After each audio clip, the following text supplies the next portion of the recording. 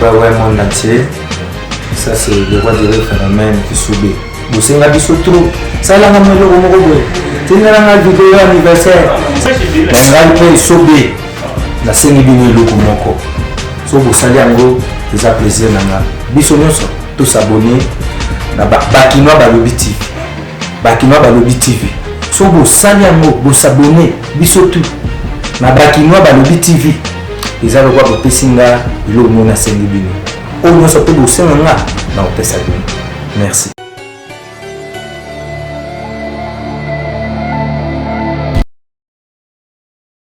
Oui, préoccupation, Nabiso, tous les images montent tout balancé sur Koyo.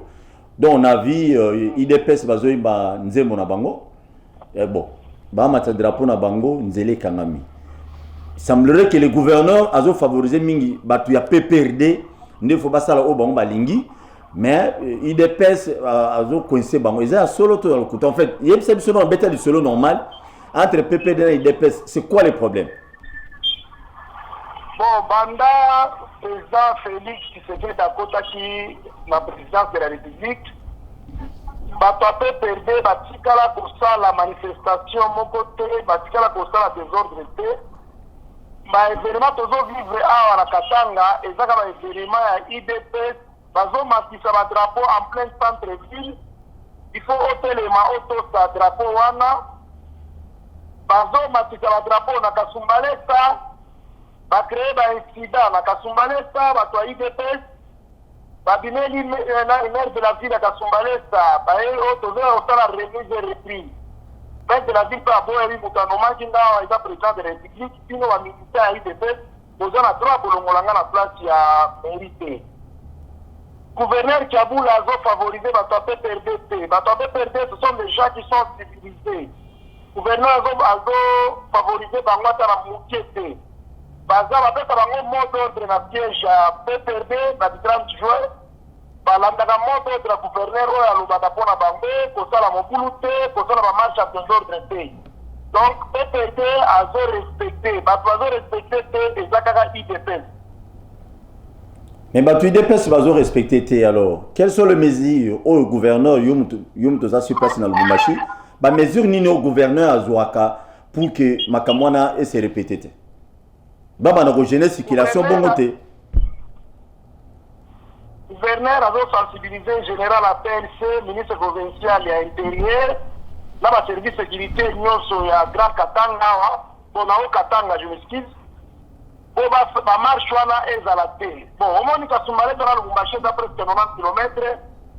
Armée za penza mingi te, la police za mingi te. Donc bon ils sont qui makelelo na bandi ya IDPS, il faut renfort ya Lubumbashi bima et Kasumbalesa. C'est tabako makuna bakoma jakuna mobule ke bandi bato la sakaje ba biro batu bato ba tumbi ba pine ba tumbi ba kanga ba trobala bala. Donc gouverneur a mesure nyonso oyo en tant qu'autorité provinciale il faut azwa.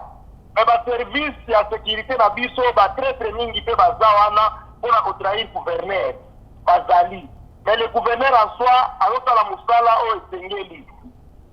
Ok, mais bon, en fait, comme Yozakuna ni Yoko Senga, parce que dans la télévision, bazola na biso même, connaît pas la bino, grâce à Is TV, na canal 120, message ni Yoko c'est la bande de ya IDPS, au bazana, au bazo sala makambo na vraiment répétition, qu'est-ce que tu peux leur demander? Pour que jeunesse circulation pour drapeau parti politique, ils ont mata quand même, c'est pas quand même bien. Et là, on a la poste na ba de konanga IDPS, bango ba eza parti munene. Eza parti présidentiel, bango nde baza la pouvoir, bazoka mamboka. Donc bango faut batambola na boto nyonso, baza la calme. Pourquoi bango baza la pouvoir, bazoka na kata au créer kaba incident, na insécurité de régner na Lubumbashi. Ce sont les gens de l'élite des PES, bazo créer biloko wana. Bango nde bazo créer ba incident wana, ils doivent des PES. Yo nde ne voye ba keza bango. Yo ebinde ni keza ba tu des PES ne bazo créer quand même insécurité wana. Non, tous travailler ensemble là, bateau sécurité. Tous mon abango, tous créer un incident. Ceux qui va petit si nous pas gouverneur, comment la photo va la mousse des autres là bango. Et ça na bango manifestation mon côté là au salama à terre le Lubumbashi, il y a créer des ordres qui peut perdre non. Pas épargner bateau perdre banda président Félix azwa présidence na ye ezaka ba militant na ye nde bazo créer kama incident Kasumbalesa Lubumbashi Likasi taka bango moko baza la calme bango nde baza la présidence de la République ba soutenir mokonzi na bango a continuer mandat na ye tina tuka na modèle ya tiers par exemple ya ye moko président de la République pourquoi bazo plan exemple président de la République baosala makambo na badivagation baosala makambo na desordre ce n'est pas bien eza parti présidentiel wana. Merci beaucoup Ndeko depuis Lubumbashi c'est présentant qui t'es bon nga komona nga tonton Makaba Ngoyi naza natif de Lubumbashi je suis un homme d'affaires sur la ville de Lubumbashi.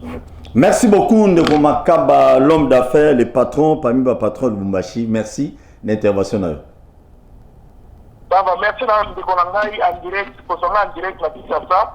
Merci au besoin nga naza na polele na batopesa bino ba makamyo chose le Canada de Lubumbashi. Merci beaucoup Ndeko, plein de bonnes choses et bon week-end à vous. Merci pareillement. Très bien.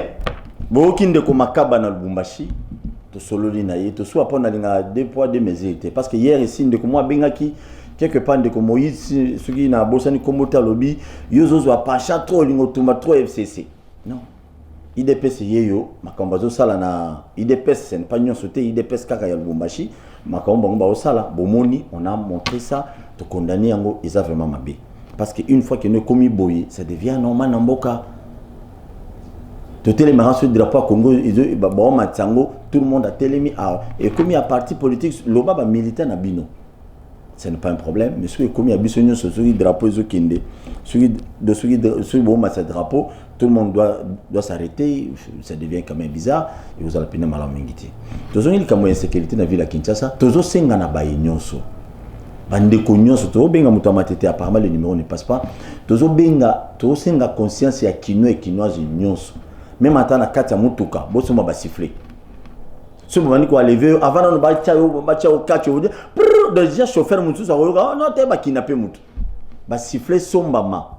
Siffler ça soit 200 francs congolais. Bosoma ba siffler.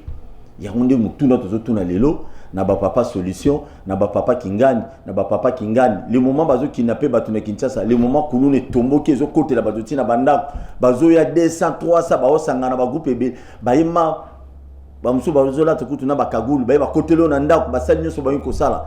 Bino ba leader bino ba papa solution bino ba papa na nyoyo bino ba bikunde bembe ba quartier vous êtes où? Qu'est-ce que vous faites à l'instant pour nous défendre bateau ba voter ki bino na ville à Kinshasa to insécurité na Kinshasa et c'est à komata makas bino ba papa solution ba député provinciaux ba député nationaux ba élu à Kinshasa qu'est-ce que vous faites na monga fula insécurité za nango permanent bakote la rabat na monga fula kuna o bakote la kingani o zala ki boy ça devient de trop na matete tant aux obétés sur la matete zo ça la passe ba maman ba boti na mituna ozo violer moi ça uti ko bota kuluna moi ça uti ko bota violer est-ce que c'est normal ndinga mabité quinoise sont ba siffler bino ba dispensaire ba hôpital muso bozana périphérique boso ma pe ba siffler mais ba siffler on peut ceux qui ba siffler yo pe na ndako ki muninga zo siffler ko va dans la palette pour la minute il faut la liste sur la liste tout le monde est censé il y a que sécuriser muninga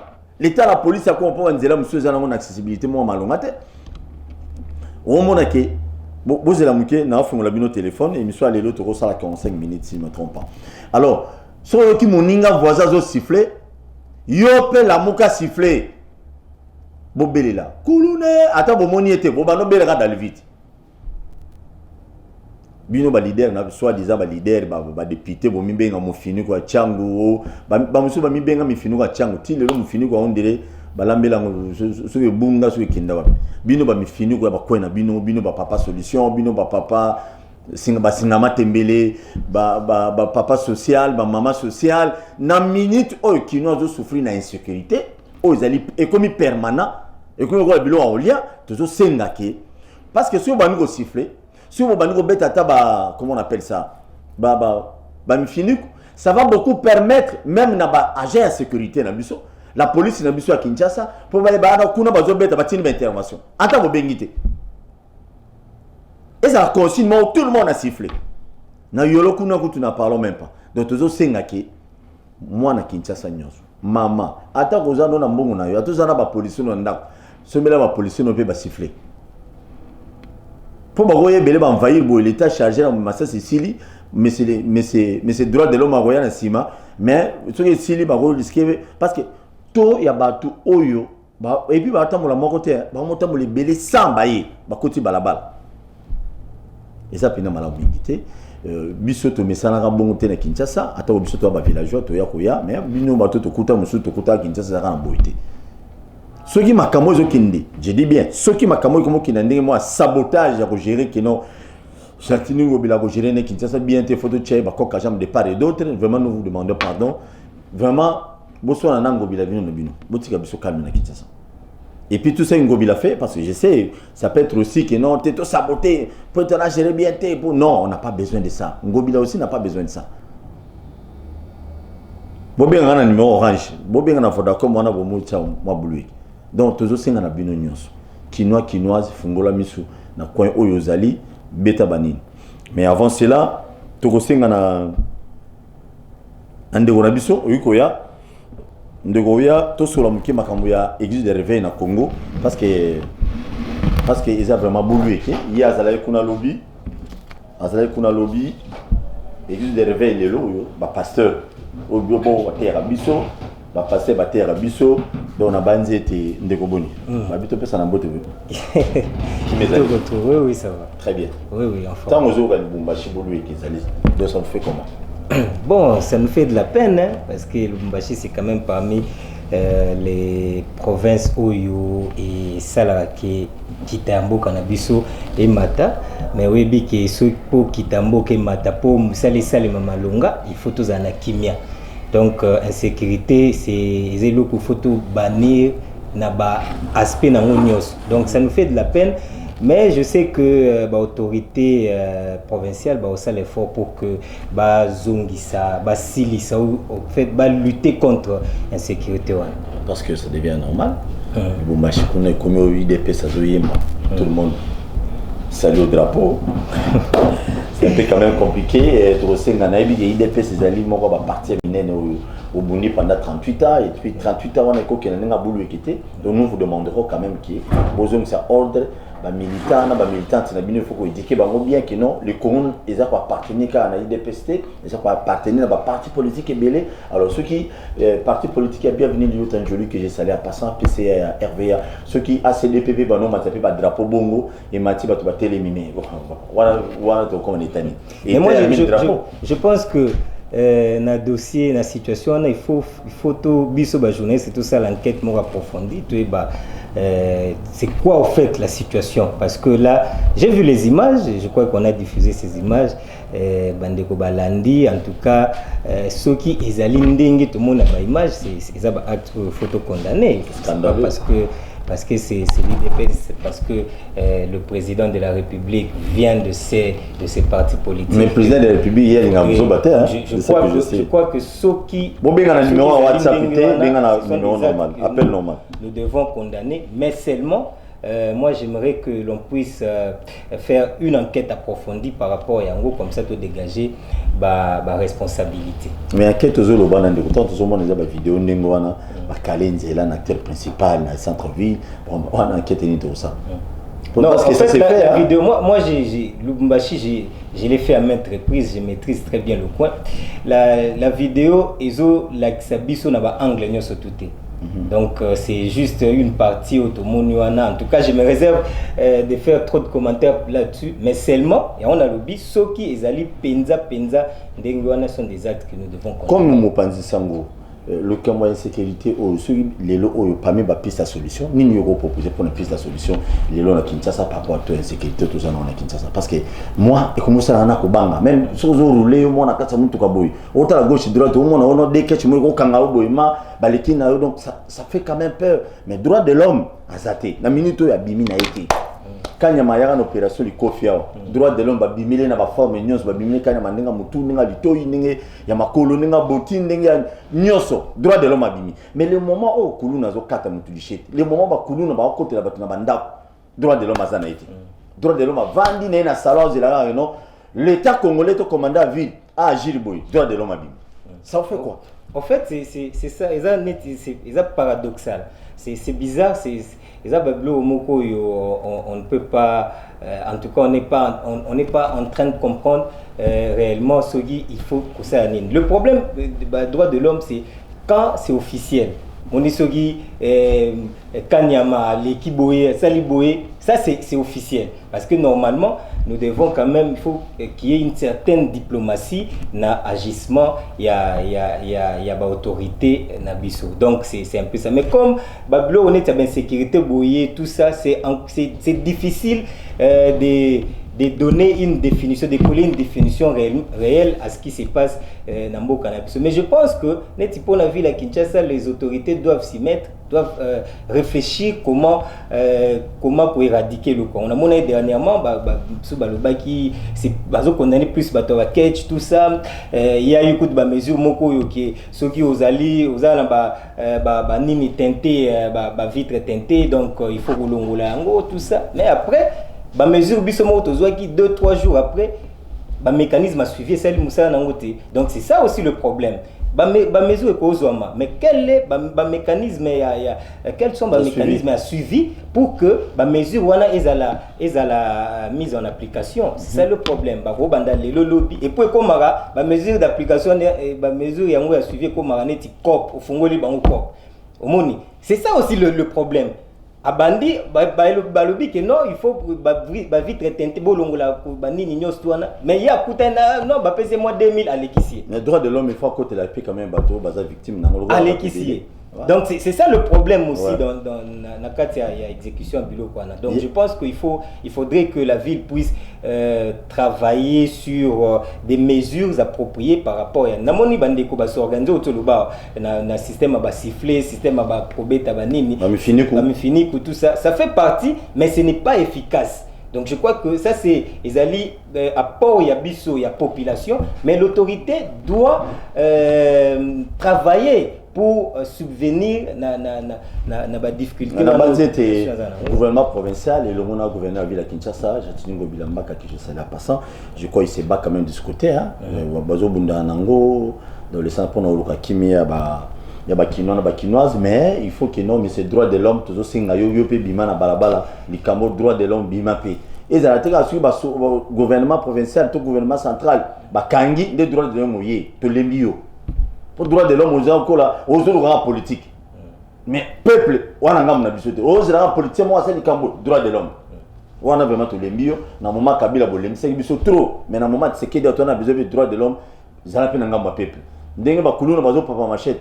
J'ai toujours dit ici ceux qui les ont cassé la machine à quartier il y a un major Kinzola il y a un favoriser la bilo quoi nous avons besoin que non mais c'est droit de l'homme qui n'est pas kuna ça la banquette où il y a un major Kinzola oh favoriser ba kunu na ba opération ba kangi au libérer ba moi pourquoi moyennant plus rien qu'est-ce qu'il faut faire oui mais c'est droit de l'homme tant bisca aucun na maté de temps ba côté ba tona na hôpital OK peut que dans hôpital yo mais c'est droit de l'homme bon qu'il ne peut pas rappeler ma mesure. Donc, apparemment, droit de l'homme à Congo, l'imisa pour le Bélango trop parce que moi ça me fait mal. Hein. Dans le moment Kabila, on a fait souffrir Kabila ici, Mouké, droit de l'homme. Mouké, droit de l'homme. Et tous ces coulons n'ont pas de mutulitoi. Donc, Mouto va kati di toyuana. À cause bénéficier d'un effort, il y a ces droits de l'homme. Donc, droit de l'homme, il y a Zaraki. Non, celui l'État sali, droit de l'homme est bimi. Mais ceux qui ont bomi moutou, droit de l'homme azat. Mais c'est quand même très grave, c'est très très grave parce que moi ça me fait, je comprends le souci qui vous anime, moi ça me fait très mal koyo kaneti que na hôpital batu bakoti pour na baya. Oui, bakulu na bakoti ba opérer bazui bilo na hôpital. En même temps vice-gouverneur à Kinshasa azala rappeler pe ba rayon wana. C'est ça justement donc c'est on est elongoli sous biso aspect à Kibomoto parce que et je ba si ba violer kuna et cause la ba maman oyo ba uti ko bota ni ba violer na hôpital wana c'est vraiment grave. Je pense que Jantini le gouverneur de la ville n'a dossier à Boakoula la tête à Kokangami sous. Je crois qu'il faut le quoi c'est le maki lobby les lots déjà il faut qu'il y ait enquête moko au dégager le ministre provincial et intérieur il était là. Et puis, na de konabiso député national nabiso Christelle, bakita epekuna, mais bah côté qu'on a député bah belé il y a on est toujours le papier à l'exception mais c'est droit de l'homme dans moment de sécurité peuple a souffrir ma casse bonde le moment il y a ba leader puis ba coin ba salani abima ba activer au nom du Kamboza ba kota na ba bureau il faut ko kota pour tenir soit disant ba électeur na bango ba za bien sécurisé donc c'est quand même important mais là on sous avant tous les kawana pe ba barrière ba tcheli biso pe nanzela et comme tracasser moi énorme ba barrière on a fait comme donc ba policier bo kanga o bo contrôler mi to na botu ba côté moi-même je suis victime il y a barrière moko et comme ma bo non oh non monsieur 4 roses tout ça bino batina bino makamwana et comme un peu bizarre et comme il y a ba man bazo sengana ba man on il faut foutre amanda boy il faut te batindi bino bo ça bilo kwana te ça devient vraiment anormal ba barrière bosa musana bino kasi comme shida na bino te je ne suis pas sûr que général Silvano Kasongo na niveau na ebelier na ebelier atinda bato no bo traquer bato na nzela te non na limité et voilà bino comme na butu ko traquer bato insécurité za na barabara o mutana zo zongela ndako yo pe koto na barrière ko bano check ça devient normal il faut que la police quand même ba policier na biso bo tina na nzela bo meke un peu quand même ko zo conscience on a c'est quand même très important bo tika bato babi bo fouiller mutuka nae bo fouiller mutuka s'il n'y a rien ici bokei mais ce qui est commis oh non il faut foutre amende à 200 000 300 000 et puis la barrière moi va sur combien de mutuka disait faut pas foutre amende na bouton na ba personnel na merci ndeko lisolo to bengelo pendez ali lisolo ya existe de réveil tout à fait c'est quoi le problème qu'est-ce qui s'est passé là-bas pour te commander l'eau il semblerait que non va destituer les baba ngana té Rockman et ya babilo mo bami bamba le général Sony Kafuta Rockman l'homme de 7 7 8 8 9 9 10 10 babi ba longolier ba benganie officiellement na comme président ya existe des réveils yo muto zalaki na bango pendant tout ce temps c'est quoi le problème en fait je ne dirais même pas au conditionnel ça c'est une affirmation il n'est plus destitué qui est non le bien conditionnel parce que tu parles justement il y a on fait sa précision à téléspectateurs destitué qui est depuis le jeudi parce que tout le assise assemblée générale extraordinaire et élective et bandaki assise et bandaki jeudi ça va prendre 3 jours aujourd'hui c'est le dernier jour de mokolo oyo va voter président oyo Yassika ya église des réveils du Congo. Alors ce qui s'est passé réellement avant tout comme on a Yassika to commis il y a eu des problèmes il y a eu beaucoup d'éléments oyo baza reproché na président oyo Aotiko Kende le général Sony Kafuta voilà makambu ebele il n'a pas été conforme na ba prescription na bango donc ba texte oyo ils ont régir l'église des réveils et au-delà de ça même la loi 004 oyo ezali ko réglementer ba église na disposition ezali réglementer ba église na mboka na biso donc au vu de tout cela ba père ya église c'est-à-dire les membres le membre effectif il y a Nine, puisqu'il faut dire que l'Assemblée générale est composée de 84 serviteurs de Dieu. Sur les 84, Fandaki, Sali, Fort Nyoso, général pour trouver un terrain d'entente. Malheureusement, c'était de l'orgueil, c'était bon, non, Kenabango api, tout ça, machin. Et vous avez suivi d'ailleurs série il y a des missions Oyo et Salemaki pour détruire Albert Kankenza qui était le président partant. Oui, c'est lui d'ailleurs, grâce à lui, il faut qu'on se le dise que Sony a commis place on a posé qui dauphin, il y a Sony, il a presque imposé Sony na ba membre et assemblée générale parce que il faut dire que Sony Azaki na kati ya cœur il y a ba membre et assemblée générale beaucoup de gens étaient contre attends on mi balé to misato bazo reprocher Sony Kafuta bon il y a ba greffe faisait belé mi balé to misato en passant on va dire vous avez suivi ma déclaration à Sali contre le chef par exemple. Le chef de l'État. Donc ils avaient en fait, c'est parmi les éléments où comme un homme de Dieu ne peut pas quand même.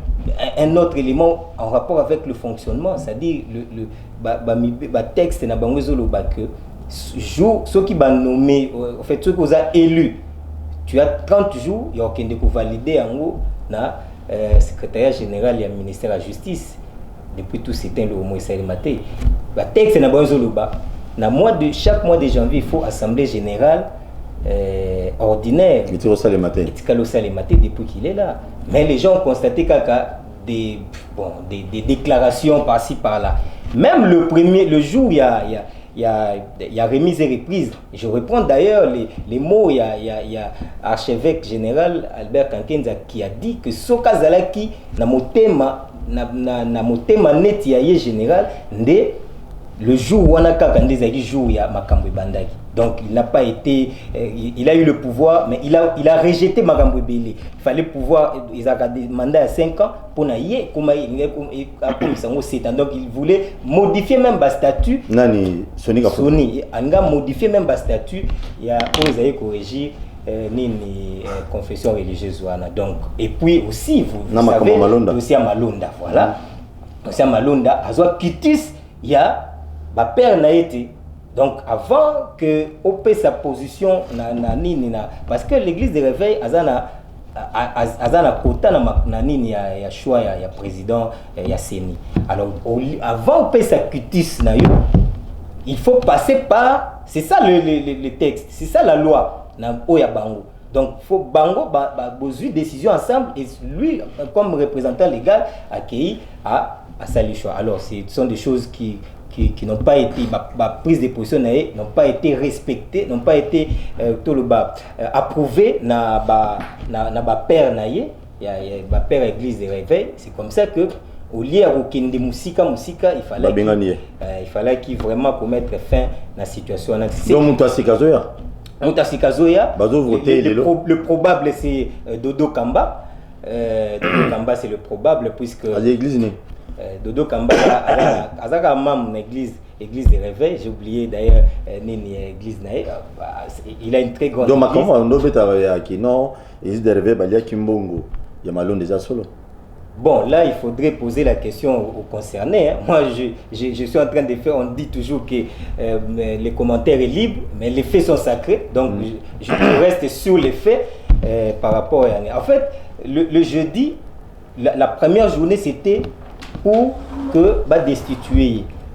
Avant de destituer, il fallait passer par... Parce que tout le monde était invité. La date, je rappelle, la date a été une date consensuelle. C'est-à-dire, au niveau du ministère, comme il y avait crise, le ministère de la Justice, il y avait eu 2 camps. Composaki, qui commission Moko, quand il y a général Sony, à Tindagi Batu, quand il y a Koto, Tindagi Batu. Donc il y avait une commission où il travaillait sur la date où il y a une assemblée. C'est-à-dire qu'il fallait entendre Sony parce que entendre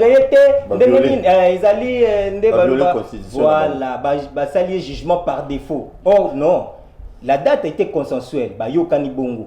Bimisi date il y a bandagi jeudi. Je crois le 12 hein, c'était le 12 je crois. Ouais. Et le 12 septembre. Date wana bimisa kiango kuna na bango nyoso bayokani.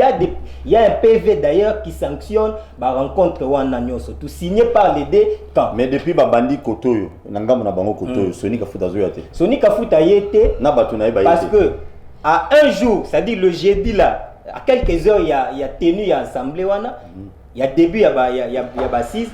Sony est à Sali, a commis le secrétaire général pour na Olobakeno, mais a convoqué assemblée pour na les 18 septembre. Alors que pendant tout cet temps, comment était dans le ministère, c'était parce que il a refusé, il a convoqué assemblée. Très bien. Merci beaucoup.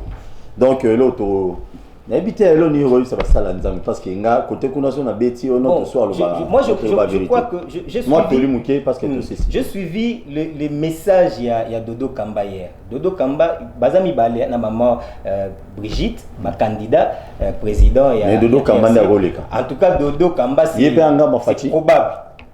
Bon, je sais pas, restons d'abord sur l'homme de Dieu. Dodo Kamba. Je suis Kamba on dit bakasai. Je suis c'est comment jouer. Bon, même na y a une PC na biso lelo il y a INPC, il y a un problème. Même si on journaliste, INPC, la structure de journaliste, on a maintenant un problème. Maman Denise Nyakero, à Tchembo, pour aider INPC, ça va élection, au congrès, mais malheureusement, maman Olive Lembépé et Alingati Ndapé, si nani oyo va voter nani. Même si la presse politique est côté, ça devient normal. L'église politique est côté. Tant on est oiseau bête à masolo, natiki aloba. Vous savez, les lois de Tobani Kouyeba, Joseph Kabila, merci beaucoup. Kabila a aidé Bisso Potoyeba qui non a Congo, ton opposant moi belé Anzala. Joseph Kabila a l'exhibition les lois qui non, tout ça, journaliste moi Baka. Joseph Kabila a aidé Bisso qui toyeba pasteur, bachama qui est belé et belé basé na poche naïe. Et voilà ce qui se passe aujourd'hui. Le pasteur bazo abadi mina Bisso bazo abofandi na Bisso. Voilà comment il se comporte. Il y a on est là tout na et là on a RC na bango na bazo ba salaire na bongo belé je crois. Il y a on est ba bitumano Césali. Bon, RC c'est une structure que l'État a voulu légaliser et base à la interface il y a l'État. Donc je crois que merci. Peut-être vas-y. Je crois que j'étais en train de dire que le message ya Dodo Kamba ndenge a pesela ki yango à lobby aïe pour na corridorer. C'est-à-dire, tu vois l'homme de Dieu aujourd'hui na Congo a sous na considération. Quand vous voyez toutes les déclarations que Sony a faites na nini na télévision, en tout cas, je me dis pourquoi il faut aller à l'église. Donc l'église aujourd'hui est comme un niveau moko na semakasi. En commençant par ces grands bateaux, tu dois considérer que bateau ya minene. Na musulman pe kuna susu, ba musulman bulu ekeza makasi. Comme susu bazwa ba mbongo uta libana ba balia na ba konzumission politique awa. Mais bateau balia raté parce que frère comment na ba c'est bizarre bilo ka l'église. Yesu zonga no kaka. C'est comme ça que alingi corridorer le quoi na bazongisa ausala musala pendant 3 mois. Dans 3 mois ça musala pour na zongisa le pasteur Nesika Oyo Zalaki. Merci beaucoup. Et webi église de réveil siège à Malongue Zate. Si ba mo ñu so ba ndozo ba lobi o denile ça va nous révéler na ba TV pasteur a choko wana mususu ba no loba bon oh non to ba ndozo aboy boko ce matin le pont mon non c'est bizarre nyo c'est ça boutiquier nzambe yesu zonga ba église ba pasteur à Congo ebele ba za ko aider sous ba limité ça fait mal. Ndeko, merci beaucoup de vous répondre à l'invitation. C'est à moi de te remercier. Je crois prochainement tu vas masolo. Merci Nabino Batola l'édition Nandaku. Le long nalinga tout ça la inerte les yeux me dérangent beaucoup donc il faut qu'il nous montre un médecin. Désolé, je crois lundi tu rozongi na masolo c'est normal. Merci Nabino Tubo bola libiso mais tozo pesa toli na ba pasteur. Bino ba pasteur boyo ki biso soni. Les lots ceux qui le politicien il faut pas qu'il met l'église. Ba qui ma son l'église, il y a modèle nini il y a ba pasteur tout ça na bango. Surtout église de réveil. Si on a le bien, on a plateau, on a souka, on a papa, poisonner ma pasteur et belé ba koufa. Yo zara vivant. Ne passe pas gotika éternellement. Jésus-Christ est là où vous prêchez les gens à koufa. Et mon gars yo. Donc milieu pastoral le na Congo et comme milieu moi ba poison. Donc différence des attentats politiques, na ba politicien na ba pasteur le lo à Congo. Côté ba politicien ba tela na ba poison ba buma na bango côté ba pasteur côté ba pasteur ba zo tela na ba poison ba zo yinana kabundi wale sa zalaka yo et on est na sepelaka na papa na biso kabundi wale sa na pasteur wana 7e million et nani Léopold Mutombo na ba pasteur belé à la borne ba kota ba bilo na bango ti mais vite trop parce que ba yebi que non ba pasteur a mia bazali ba pasteur a ba pagano bazali ba pasteur a boy bazali vraiment moi je vous félicite.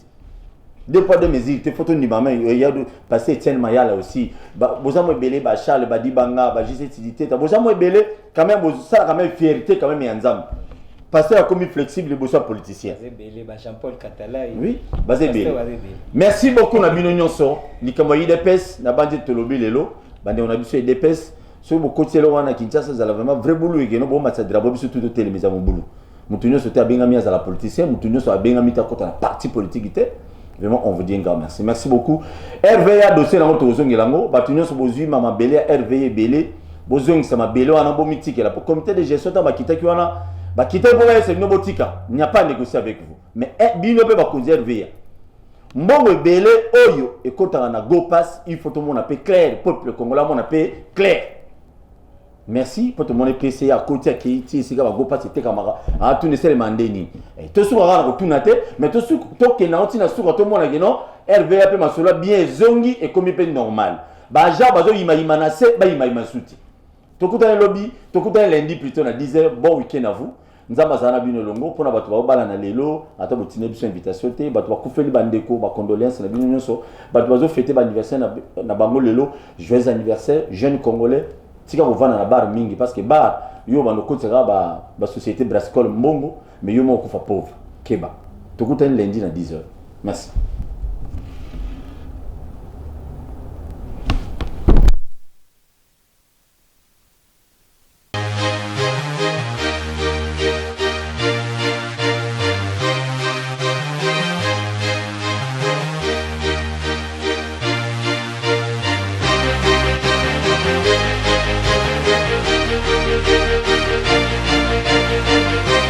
Ouais, mon entier, ça c'est le roi des phénomènes qui subit. Vous savez, la biso trop. Ça là, on a le mot. Tu n'as pas de vidéo anniversaire. On a le pays subit. La scène est bien le coup. So vous savez en gros, des plaisir nanga. Biso nyonso, tous s'abonner. Na Bakinois Balobi TV. Bakinois Balobi TV. So vous savez en gros, vous s'abonner. Biso tout. Na Bakinois Balobi TV.